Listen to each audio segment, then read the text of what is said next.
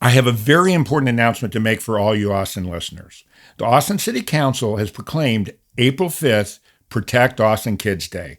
All month, join the Center for Child Protection in standing up against child abuse, and then visit their building to see the 855 pinwheels to protect Austin kids, representing each forensic interview done all throughout 2023. Everybody, again, Protect Austin Kids Day. That's April 5th. Make sure you wear blue and show your support because it's the national color for child abuse prevention. And also, April is the National Child Abuse Month. So all month, please share on your social media by tagging at Center4CP, that's the number 4, at Center4CP, and use the hashtag ProtectAustinKids. Y'all, let's protect our children and really make a difference. And to learn more and find out all about the other events, please visit ProtectAustinKids.org. This message was brought to you by the Center for Child Protection. For over 30 years, the only nonprofit involved in the investigation and prosecution of crimes against children in Travis County. You know how here in the U.S., prior to the 4th of July, we get all these notices about keeping our animals inside because of all the fireworks? Do you know that's also estimated 30 to 60% of animals go missing every year between the 4th and 6th of July? And that's pretty crazy, isn't it? Well, here's something crazier. Imagine this.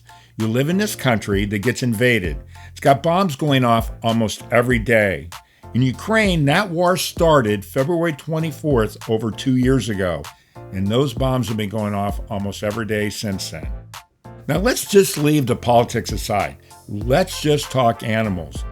Can you imagine what's going on in these animals' minds? These bombs are going off every day. Now compare 4th of July to a war. IFAW, the International Fund for Animal Welfare, has been working relentlessly to help the rescue shelters that are still there and all these animals that have been displaced and injured.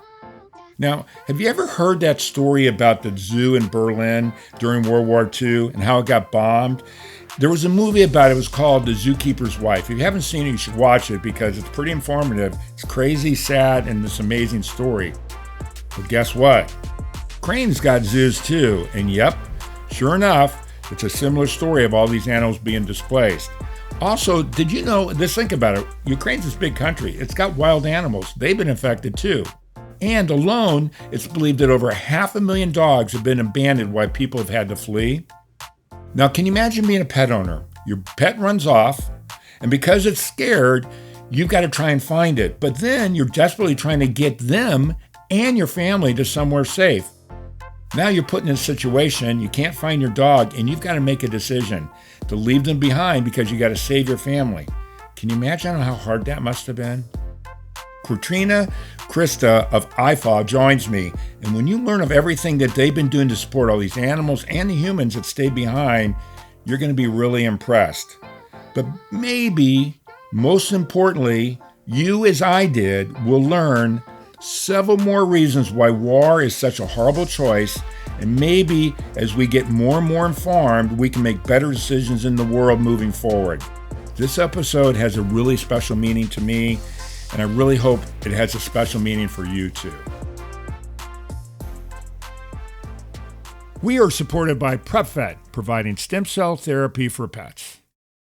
As a pet lover, did you know your pet can benefit from the incredible healing power of stem cell therapy?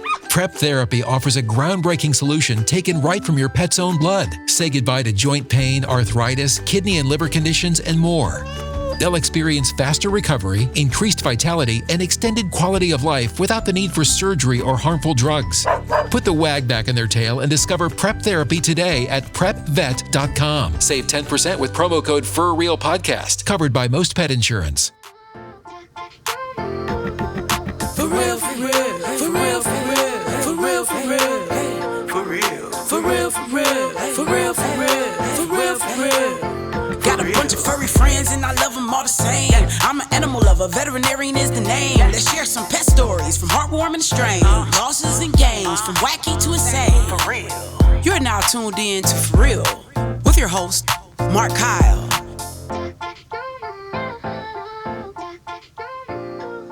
Hey everybody, and welcome back to the For Real podcast. This is one today that actually has a big meaning to me, and we'll get into the reason for that. I've got a guest originally from Ukraine, currently in the Netherlands, with an organization that's actually, and I'm going to give you the acronym, it's IFAW, but it stands for International Fund for Animal Welfare. They've been around for a long time. And so I want you to welcome Katerina Kyrsta. And Katerina, thanks so much for joining. We're going to talk about Ukraine and what's going on with the animals and that, but I just really appreciate you taking the time, first off. Yeah. Hi, everyone. Thank you very much, Mark, for inviting me. It's my pleasure to talk to you today. Well, I think it's more my pleasure than yours, but anyways, I'm really excited about it. So let's just dig into this thing. So I know you're from Ukraine, and we're going to get into how you end up in the Netherlands and that. But let's talk about you and your background and how you're working with, how your background became, and just let's talk a little bit about you first. My background is a bit far from the animal welfare organization where I'm working today. Before the war, I was working in a financial sector in a World Bank Group project operating in Ukraine. We've been launching some new financial tools for farmers in Ukraine. But when the war happened and life was changed, so much as mine, as all other millions of Ukrainians. So I had to reconsider values and things that really matter. So I was really looking for opportunities how I can support my home country. And when I found an opportunity to join IFAW team and to help rescue and support animals in Ukraine, I did not think a minute. I immediately applied, and I was so happy to join team of IFAW. So let's talk. So you got in there, but and we're grain. By the way, for you guys that are listening, we were talking prior to here, and I know most of my listeners are from the U.S. You lived in Nebraska for a year. Yes, corn huskers. Yeah, and you're basically, a lot of people don't know. Let's talk a little bit about Ukraine. Ukraine has, one of the reasons why Russia's trying to do this is because of all your resources. So can you talk a little bit about that, maybe? Yeah, Ukraine is a very beautiful country. It looks so much as your Midwest. It has endless fields of wheat and corn, but it has sea in the south, and we have mountains in the west part of Ukraine. Yeah, resources are there, and people did live their happy lives in Ukraine until actually the war began way before lots of people considered it. It started only 2 years ago because the war was there almost for 10 years. Right. And in February 2022, it was the full-scale invasion when Russia just started doing it very openly, because before that we had Russian troops, but like no one really spoke publicly. Russia did not acknowledge that there were military forces from Russia that were based already in occupied territories in the east. Well, I think one of the things I read when I was preparing was really they started. I know the war was in February, like 24th of 2022, and I know that because we'll get into that a little bit. I actually volunteered there about 6 months into the war, but it started around 2014. But the other thing is World War II, was it when Russia was going and stealing all the grain and all that too? Wasn't that a big deal, like World War II or something like that? I saw a movie on it. Yeah, during World War II, there were but not only during the World War II, we had also period of starvation when lots of Right. commodities, grain was taken away from Ukraine. They were taken by railroads, and basically people were starving in villages. Millions and millions of Ukrainians died over that very dark period of time of Ukrainian history, and lots of nations, so not only Ukrainian, but lots of nations did recognize that period as a genocide. Yeah, it's terrible. It's funny is that you hear about the Congo all the time because it has all the resources. You guys got oil.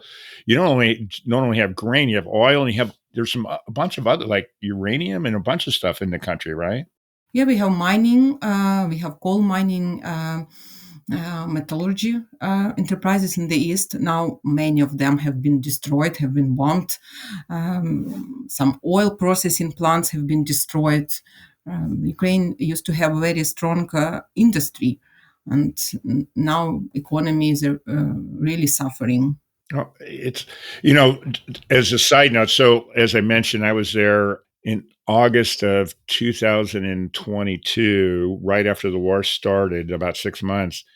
I can tell you from my limited experience, I just found the people so kind and just so welcoming for me, especially American being over there, but also what a strong people you are. And that, I just, we don't know each other, but I can tell you, and I mean this genuinely, you guys were just so welcoming and so kind and so appreciative just for the little bit of time I was there that this is one of the reasons why, for a lot of some obvious reasons, but one of the reasons I really wanted to talk to somebody about what you're doing for the animals, and we need to get into that. But I just want to say, from an outsider looking in, I really like you guys.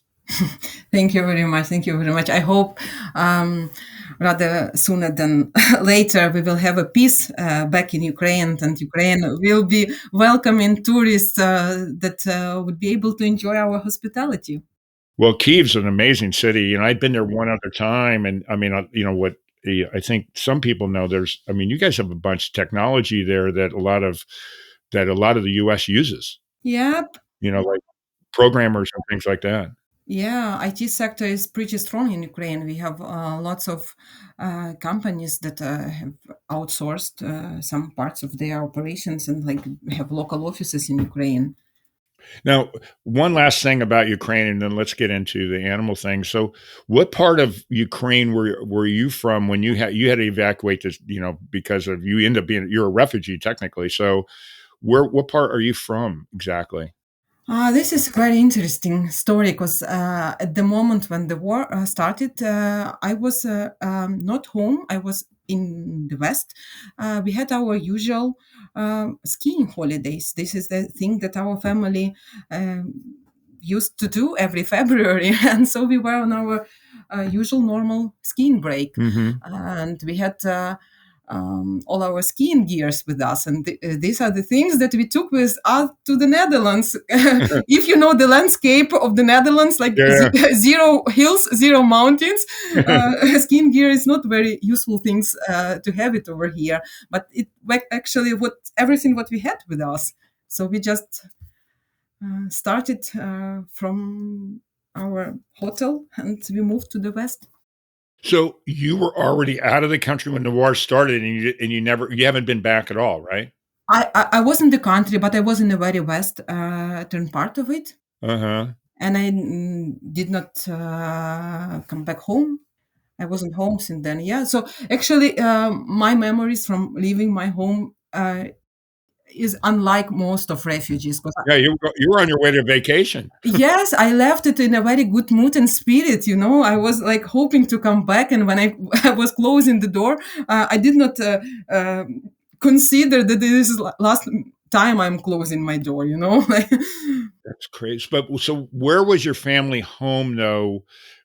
Just for people that are listening, so they have an idea where you were. In Kiev, yeah, we lived in Kiev. So when the war started, Kiev was surrounded, and like no one actually was heading to Kiev, and it like was all military block posts. The country has changed over one night. Oh, Like we all went to bed with one country in our mind, and we woke up with terrible news, and life has changed in 1 minute.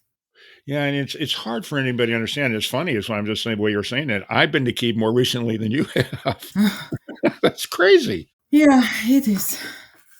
Yeah, and it's so unfortunate, and again, like I said, while I was there, just what a strong people you guys are.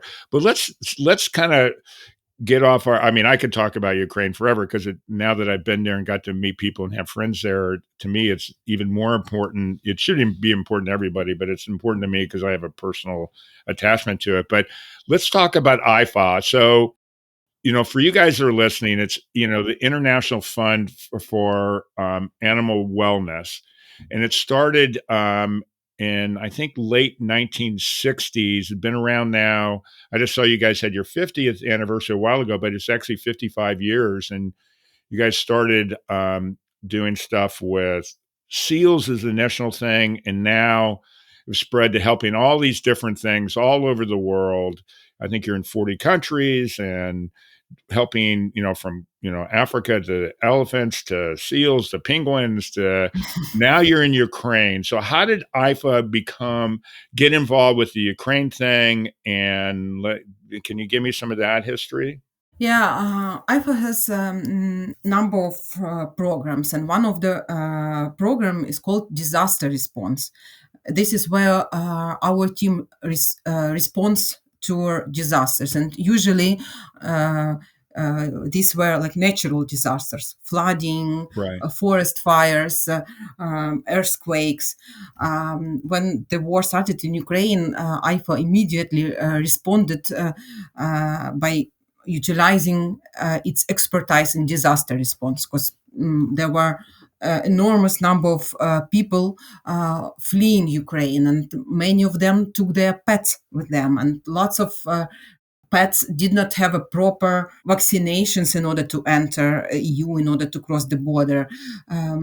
They were not microchipped, so there were a huge demand for veterinary care, and also lots of animals like entering EU were so with their families were so exhausted, dehydrated. IFAW deployed its team to Polish border. We had two places where we had our tents, one in a train station and one station that had trains arriving from Ukraine with refugees. We had like 24/7 working tent there. So when people arrive, IFA colleagues were helping their animals, feeding, providing water, doing some veterinary checks. And we also had a tent at a pedestrian cross-border point. So because where lots of people were crossing the border by car, by feet. So we had these two tents operational for 3 months. Later on, when the number of refugees has already decreased, we started working predominantly with local partners in Ukraine. We also, I forgot to mention, we also had a few emergency grants issued to local animal shelters that applied for IFA to get some emergency help while we were like deploying at the border. But starting summer 2022, we work mostly with local partners. We provide them either donations like pet food, or we support them with financial grants so they can fund their operations. Were you guys doing immunizations too for the health department for people to get into the country with that? Were you doing anything like that? Were you giving them the shots that they may have needed from, like, Anti-rabies, yeah. yeah, vaccinations? Yeah, we had a big program in place, engaging local veterinary, like stationary posts Mhm. in 10 different regions in Ukraine. They were providing vaccinations, anti-rabies against other infections. And we actually structured our response by developing like program for companion animals, because Mhm. those there are many of them, and when you imagining how disaster impacts local community, you will first animals you will see would be companion animals, disaster of this scale. And we also have a program to help wildlife, Right. because wildlife is suffering a lot. Well, it's funny is that when I was thinking about before we were talking, and we've been communicating now for a few months trying to coordinate this thing, and for you guys that are listening, and if you're paying attention to the news, the war's now been going on. The official date of the war, when Russia was doing their military operation, not invasion, but when they were doing their invasion, was February 24th, I believe. So it's been 2 years now since it's going on, and one of the things, as a pet owner myself, one of the things you think about them first, but you forget about all the wildlife, that's out there too, that may be in zoos or whatever, they're affected too. So you guys are doing both. Yeah. Let's start with wildlife, and then we'll get into the companion Yeah. animals. So, can you kind of dig into some of the animals you saved, what you found, and most people here in the U.S. in particular, if they haven't been traveled to Ukraine, they don't really know the whole landscape. So, you've got an abundant wildlife as well. Yeah, and we help both wildlife, like which is captive wildlife, when we are speaking about wildlife living in zoos. Right, And we also support free living and nature living wildlife, because right. lots of forests have been heavily mined. You remember I was telling you there's a question? That's what I wanted to get into. So let me ask my question before you say that. So Yep. one of the things that surprised me when I was over there, every night this organization I was working with, and of course, as we mentioned, when I was there, it's during the war, so there's air sirens and bombs are going off and that. And every night we'd had the group I was working with, we'd have this orientation thing. And one of the nights we're doing was all about tourniquets. And I'm sitting there and I don't understand a word because it's all in Ukrainian. And even now, I have probably two words, and they're going through it. And I'm sitting there going, why? And this person talked and was showing all these different tourniquets. And I'm thinking, why is this person talking so long about tourniquets? I had no idea. Then somebody that I knew there afterwards, they go, why do we have to spend an hour talking about tourniquets? And they told me, and this is in the news, but it's not really highly published over here. The Russians put all kinds of landmines all over the country, and it's not a big deal. But so what's happening on the human side, and this is where this is a long way to get to my question, but on the human side, the reason they're having everybody carry tourniquets is that in case they happen to step on a landmine, and the person who was talking was all kind of, all cut up in that. Luckily, they hadn't lost any limbs, but they were there making people carry tourniquets everywhere because you have to be so careful. So the question I was going to ask you, which I told you ahead of time, was, is it affecting the animals too because of all these landmines? Yeah, it does, and it does affect in different ways. Like, surely, some animals are small and light, but some animals are heavy and big. And if big animal steps on a mine, outcomes could be rather bad and dramatic.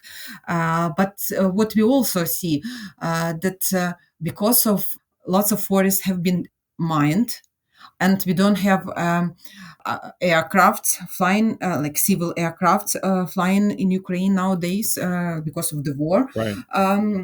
We see that state veterinary authority could not proceed with their anti-rabies vaccination campaign, Right. because before the war they used to use civil aircraft flying above forests to distribute oral vaccines, but aircrafts were not permitted any longer. Wild animals were not vaccinated in 2022. In last year, in 2023, there were some pilot projects to resume state vaccination campaign. There were some forest rangers going inside the forest, being trained by military, having all certificates and like in order to enter the forest, because you cannot enter the forest nowadays easily. And they were placing these oral vaccines last year. Oh, good. But because in 2022 there were no such things done, we see that there were increase in number of rabies cases confirmed in Ukraine. So this is one of the outcome that probably doesn't come first on somebody's mind when you think about what are the implications of the war on wildlife. But we see that wildlife missed their vaccination. They were roaming around. Population of some animals have increased because hunting is prohibited now because of the war. Like war laws prohibit hunting, and we see that population of animals increased, and they started changing their habitats. They are entering communities, villages, and we see some cases that domestic animals get cases, and like it's hard to trace from which exactly animal did it come. But one of the reason factors mentioned by experts is that there were gap in state campaign of anti-rabies vaccination. One of the things that I was excited about this thing is because I always talk about awareness until you really sit back and spend the time thinking about it. When you start thinking about the wildlife, I mean, you guys had given me some information that I didn't know, just so I'd be prepared. But like you guys have rescued bears. Yes. And there's a great example. I mean, that's the last thing. If I hear about a war, I'm thinking about people and children and maybe their dog or whatever. But I'm not thinking about bears.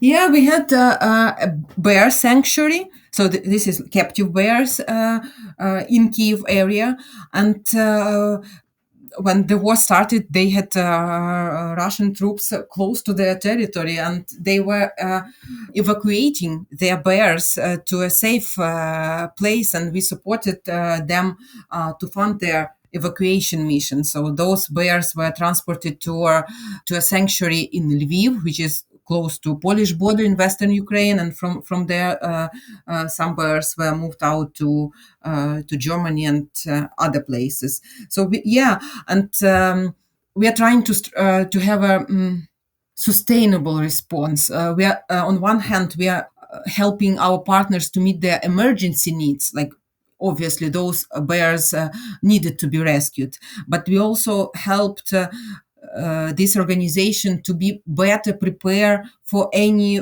future disasters. Like I keep my fingers crossed for this one to end soon, and no more to strike in Ukraine for for a long time. But still, we need to be prepared, because disasters of natural disasters do happen pretty frequently, and their frequency increases. So we help that partner to build new transport crates for bears, because when they were transporting bears in a very emergency, they used what they have, and now we help them to build good crates according to best international practices on animal welfare, like what is the good crate for transportation of live animals.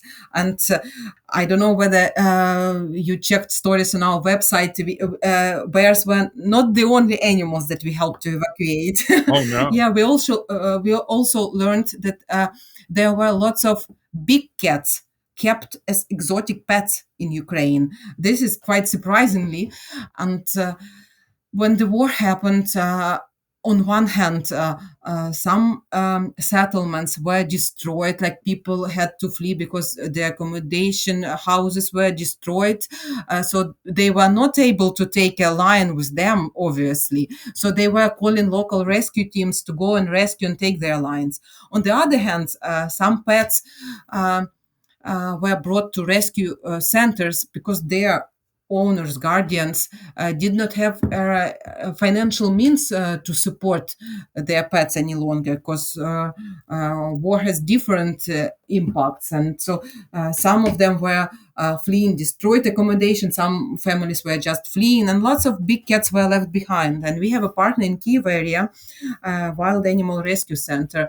They went and picked up those lions, tigers, and we worked with them to evacuate as many as we could until now to sanctuaries abroad, because there are no really place for them to be in Ukraine, and it's hard to find a good placement option. But this is what we do. We contact different facilities to see whether there is a room for a new lion, for pride of lions, and we evacuate lions. Like in January, we had 3 lions moved to France, and last November we had a leopard moved to Spain.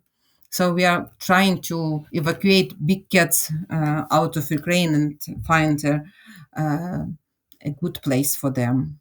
Well, what's amazing because I saw you did some to Poland as well. What you're doing is one of the problems that I can see when with the information you guys are giving me, and it just made me think about it is if the war was to end today, you know, a lot of things have been destroyed there. They still need to. You got to think ahead of the game. You can't think, okay, the war's over. They're all going to be fine, and that's not the case. One of the things that you guys had sent me was on the Kyiv Zoo, Mhm. and I want to get into that, but I want to. Are you familiar with in World War II the Berlin Zoo thing that happened? Do you know much about that? I wanted to look at it because I wanted to see the comparison. The reason why I know some of this stuff is because I've seen some movies that talk about it. But there was a story here about it. Are you familiar with the Berlin Zoo? What happened during World War II? No. Okay, so for you guys that are listening in World War II, the Berlin Zoo, and this is why I wanted to get into Kyiv, was actually bombed, and I don't know how many animals. There were like 23 or 2,400 animals, of which only like 80 or 90 survived. And there was a woman that was involved that, this is, 1940s, I think. And there's a big correlation to me on that and the Kyiv Zoo because now you guys have a zoo, you guys are being bombed. So let's talk about the Kyiv Zoo and what's happened there and what you guys are doing with that. We supported Kiev Zoo. We did this through our partner, European Association of Zoos and Aquaria. So together with them, we supported Kiev Zoo and helped 1,500 of animals. But your story, you telling a story about Berlin Zoo reminded me a story we had in Kharkiv. There was a Feldman Eco Park in Kharkiv, and that zoo got bombed. Yeah. Yeah. And same kind of thing. And it's not, the fortunes of war, right? And so all of a sudden, when you think about war, you think about people, you forget about all these other things because these guys, one, probably didn't want to be in captivity to begin with. They're in a zoo. There's wars going off and things are bombing. They're freaking out. They don't know what's going on. And also, they're probably starving and all that. So you guys worked with, that organization. But can you go into a little bit more detail about that? Yeah, we supported local zoos who asked us for help for this zoo that was bombed in Kharkiv. We helped them to financially supported their rescue missions. Oh, wait, wait, wait. So hold on for when you talk about Kharkiv, that's the dam that was blown up, right? No, Dam is in the south of Okay. Ukraine, Kherson area, Yeah. and Kharkiv is in the east part of Ukraine. Okay. So let's stay on what we're talking about because I want to get to the dam as well. Yeah, another story. Yeah, another crazy thing. Yeah, so animals in Feldman Eco Park, one of some of them were killed. Some of them were so shocked, and we had like team of rescuers who went there, and I saw some footage. This is crazy. This is crazy.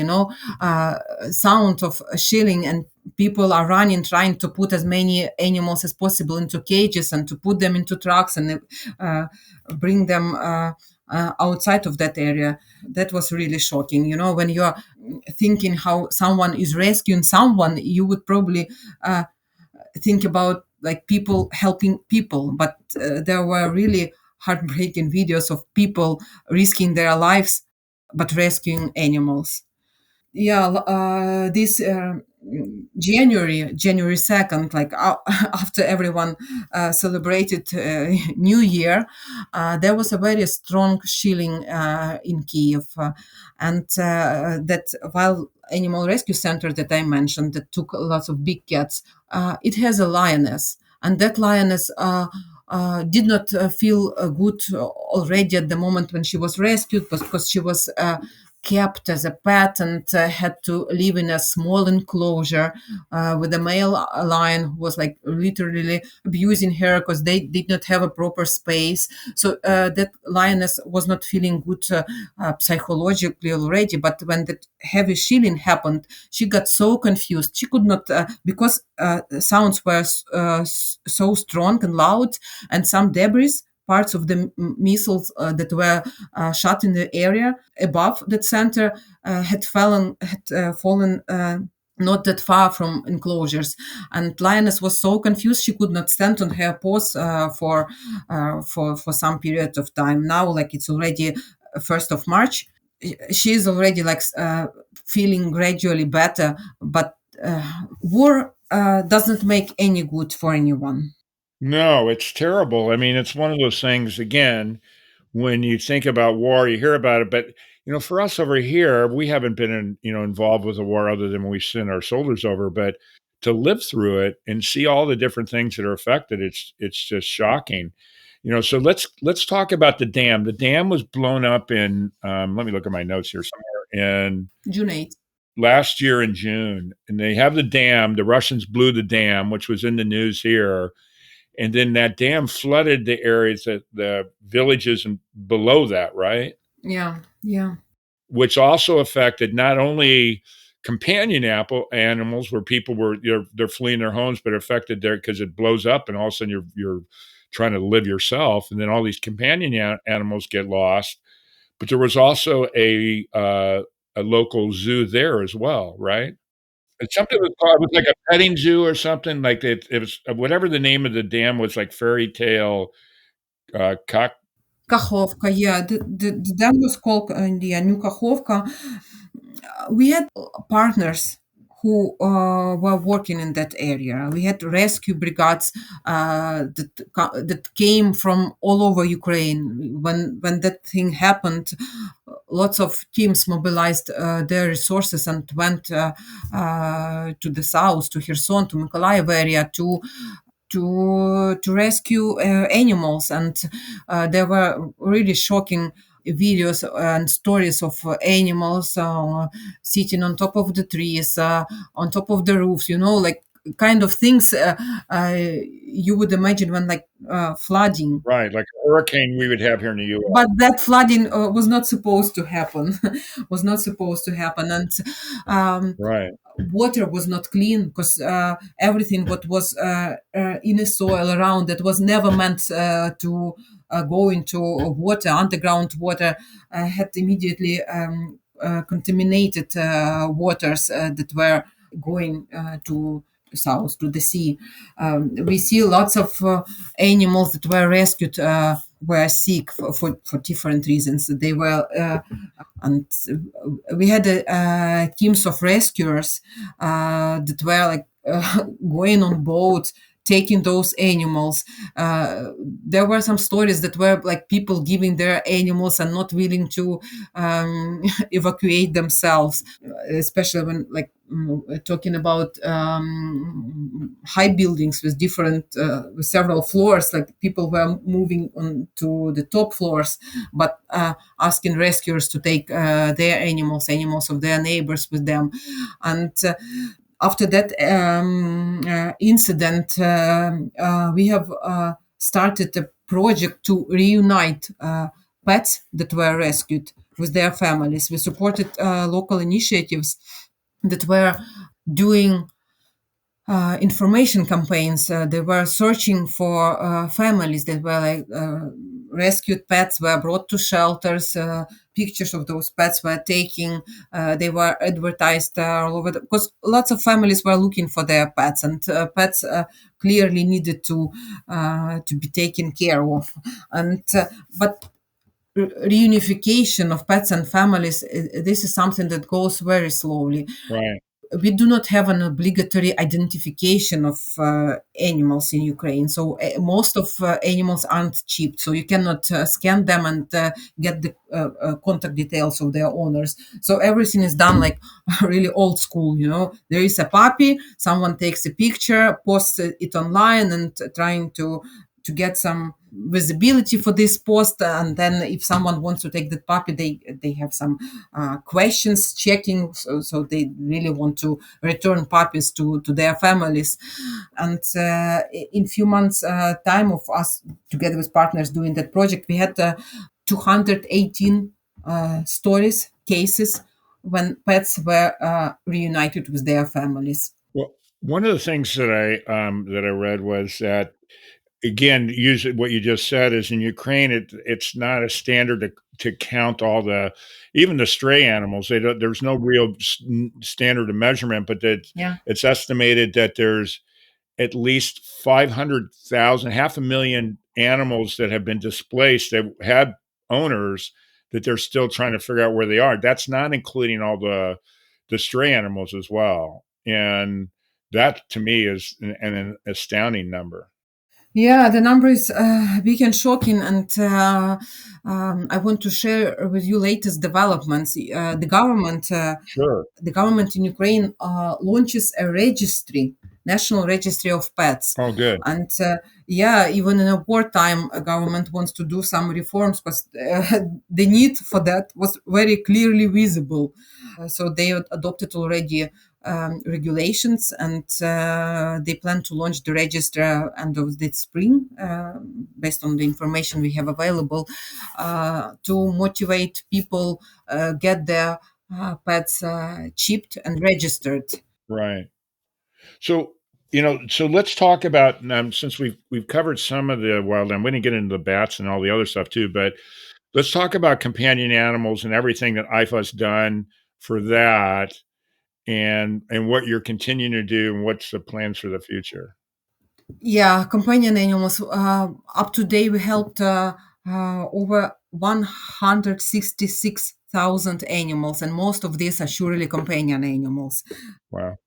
We we see that the most critical needs for animals are feed, veterinary care, and some housing, some rescue equipments for rescue teams. So, seeing all that, we structured our response in formulating project which is called Feed, Treat, Hit, Reunite, and we tried to address needs of organizations contacting us, and first and like most important, most critical need is surely pet food, Right. because there are lots of animals left behind, because lots of villages close to the front line got destroyed, no one is living there anymore, and lots of stray animals are just roaming around, and as mentioned, pets were not chipped. This is something that wasn't done, but animals also, especially when we talk about Ukrainian countryside, they were not sterilized, and now when those animals are roaming around, this is kind of leading to uncontrolled births. So population of them is growing, and lots of organizations are focusing now to deploy some veterinary brigades to go there and sterilize animals, to rescue those that can be rescued, and bring them to shelters, and searching for families. So speaking about feed, when we started our project, we were granting individual shelters that applied for us, like asking for feed. Later on, we realized that we can be more efficient if we provide not financial support, but actually donate pet food. So we entered a strategic partnership with the largest local manufacturer of pet food in Ukraine. This is enterprise located in Lviv, which is like really west part of Ukraine. Right. And we were placing bulk orders for pet food, and by doing this, we also supported local economy, local employment in Ukraine, and we donated pet food. And at the end of the year, we see that we were able to distribute over 270 tons. I know you guys use in pounds. I need to.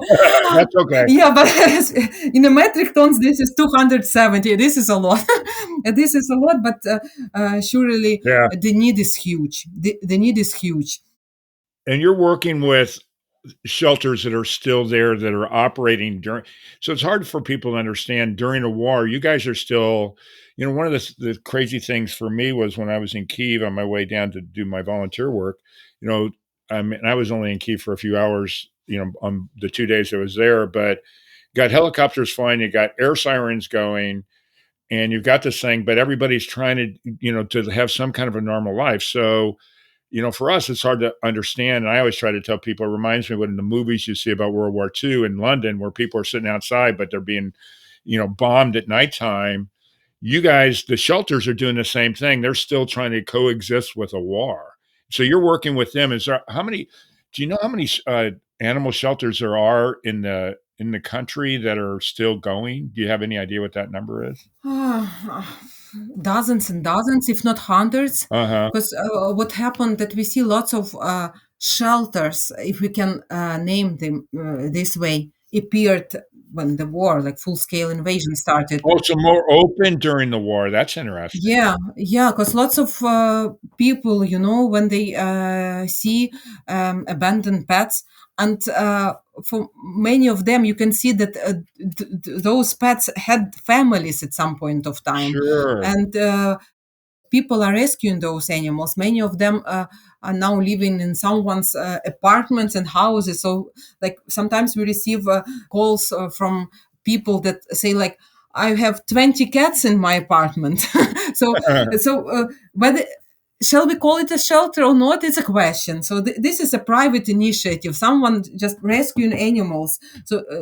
Yeah, there are lots of shelters, and all shelters that existed before the war now are over their capacity. They received, I don't know, so many animals because some people are fleeing, not able to take their pet with them. Different scenarios, and not the worst scenario when Right. a family contacts a shelter and asks them to take a pet. To take a pet. Lots of pets actually later on, not lots of, but some of them are lucky to return to their families because some people are fleeing, and then when they arrange their new accommodation, they want to reunite to take their family member with them. But with cats, it's easier. We see that lots of dogs are being brought to shelters because it's hard to find an apartment to rent an apartment on Airbnb or wherever. Yeah, when you are with the dog. So some people are trying to find an like interim temporary placement for their animals until they will find a new place for them to live, and then they. Are you familiar with there's a saying in the US, "When the going gets hard, the hard get going"? Yeah, I've heard it. Yeah, so basically what it means is that when things get hard, you work harder to make things there, and it sounds that that's kinda people are there trying to help these animals because they're still there, and that's again, that goes back to my experience of, how, what a strong people the Ukrainians are. So, what else I mean, I know, like, one of the things I read, and I don't I know we were gonna run out of time here pretty quickly. Like, when that dam was there, I know that you were reunited several of the dogs, or hundreds of the dogs to their families, but there was still a bunch left, but Mhm. you were able to find other homes for these dogs, which is would that be that these, people adopt these dogs, or they're just taking care of them until maybe their families get back there, if they ever get back there? Um, A combination, I guess? yeah, combination. Yeah. There are some dogs admitted to shelters, and if owner is not found and a new family is really eager to take animal home, this is absolutely better way for this dog rather than to be in a shelter, because shelter is not an ideal solution. Well, it's funny, one of the things, as we're talking, I was thinking about this, here in the US, like, we have a holiday where they have all kinds of, fireworks, right? And Mhm. every time that happens, the dogs and cats get really afraid, and oftentimes there's several of them that get displaced because of it's being so crazy. The dogs get scared and they don't know what's going on. I can only imagine, having been there when a couple bombs went off when I was there, how much disorientated these animals were. So when you think, I'm sure there are people out there thinking, well, why would they leave the country without bringing their dog? And maybe they couldn't find their dog because of all the bombing and all that too, because the dogs ran away to go hide because they were scared. I would assume that's a big part of it. Yeah, we also heard stories that people were like going in a car, Right. had some stop somewhere, and when animals hear explosions, they just run away. Right. Exactly. I mean, it's just so sad. Many stories like this, yeah. Yeah, it's insane. So, what can, since you guys are doing all this stuff and working with all these shelters, what can people that are listening, how can they participate to either help you guys or help their shelters? What are your recommendations for that? First recommendation is to, I don't know, do what in everyone's power to, but not really much we can do to end the war, because until war is going on, it just everything is in like in interim solution, Right. because life cannot be rebuilt while war hostilities is still there. Yeah. Wars going on. But, like, for, like, if I'm a person here in the US and I know this is going on and I'm an animal lover and I wanna support it, do they s it do they f s if they wanted to donate money or supplies, do they go through you guys or the shelters? What would you recommend? And whatever you have to recommend, if you've got some directions that they can give you, and I'll put it in the information on the episode. But what would you recommend on that? Yeah, surely everyone can donate the charity they trust, charity that are working in Ukraine. You know what IFAW is doing in Ukraine. We have partners, so it support can go either through international charity organization that people in US are familiar with. Again, we are based in US, so we might be familiar, but also there are local charities in Ukraine. Right. So if they went to IFA and they wanted I know you guys are doing stuff all over the world, and they wanted to specifically, can they target Ukraine? Say, here I have an extra $10, hypothetically. I have an extra $10. Can I go to your site? And it's ifaw.org. But if you go there, is there a donate section? And can you actually target where you want it to go? Do you know? Yeah, there is a donate section, and donations can be targeted to a certain extent, but from a financial management, it doesn't really go like that. Every dollar goes to specific project or activity, because disasters are happening All the time. every day all over the world, and our project is working within the disaster response program. Okay. And we are assisting local partners when the disaster hits in whatever location. One of the things I was thinking about, here for us to relate here in the US, we get these hurricanes, which causes flooding oftentimes. Mhm. And we had a huge hurricane several years ago and down in Louisiana. Now that you've lived in Nebraska, you probably didn't go to Louisiana, but you know where it is. And it was called Hurricane Katrina. And many of the people were on rooftops with their animals, and people were coming in boats, and a lot of people were handing off their animals before they were going in. Please take my animal first and get me later. A very similar thing, but not a war. It was a natural disaster. And you guys, I know IFA was doing stuff in Nepal for the earthquake and all that too, correct? I think so. I'm not probably in the position to comment. Yeah. Yeah. Okay, so first of all, thanks for doing all this stuff. Now, and it's not to make light of the subject, but at the end of every episode, I always try to do a silly animal joke. Now, I sent information. Do you have one, or and you? By the way, you don't have to. Everybody cringes when I have one, but I always have one for the episode. If you don't, do you have one by any chance? I never asked you. Story about an animal? A silly animal joke. Silly animal joke. Yeah. Life did not prepare me for that. Okay, well, I have one for you. How's that? Okay. Okay, so this is kind of has to do with shelter dogs, but it's again silly, and you may understand this or you may not, and I'll explain it to you when we get done or when we get off. So, what do the Beach Boys, the musical group, the Beach Boys and animal shelters have in common? Oh, Do you know? no. They both make pet sounds. I know you're not gonna get it, and I'll get it to you in a second. Well, actually, I'll explain it for everybody else. So the Beach Boys have a favorite album that actually was called Pet Sounds. So that's where it came from. And I know everybody's cringing out there, and they always do when I do these silly jokes. It's just part of the show. But for you guys that are listening and you want to actually tell a better joke, because clearly I need some better jokes, you can always send them in to me. And my email address is mkyle at forrealpodcast.com. And please, please send one in. If you want to be on the show or if you want your children to be on the show, you can send those in to me and we'll get them on there. Also, if you've got subjects that are important, like this subject here that you thought would be good for a podcast, I welcome any recommendation. I get them regularly, and some of the people, I've got an upcoming one that's coming up, and I'm not going to give you guys a secret, but they did there. I reached out to them, and we're actually going to be doing it. So, anyways, please, Kyle for realpodcast.com. Send me your jokes, send me your recommendations, and all that. So, Katerina, thanks so much for being on. I really, really appreciate it. You're doing a wonderful job. I hope you get back home soon. I hope this silly war ends and we get rid of Putin.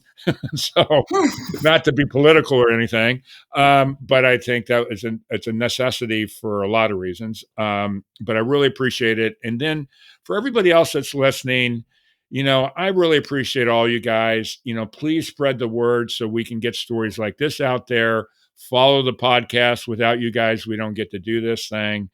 And, put the word out there. This is a really important story, I think, and I'm sure Katerina will agree with me. But for everybody, it means a lot to me from the bottom of my heart, for real. Thanks, everybody. Thank you. For real, for real, for real, for real, for real, for real. We're supported by Let's Walk, that's here to love your animals like our own. Austin, Houston, and Denver. Let's Walk is here to love your animals like our own. From daily walks, play, in-house sleepovers, and more.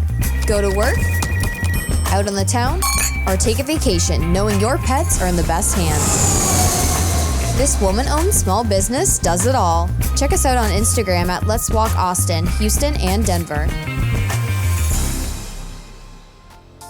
That concludes this episode of For Real with your host, Mark Kyle. For previous and future episodes of For Real, listen via all major podcast streaming sites.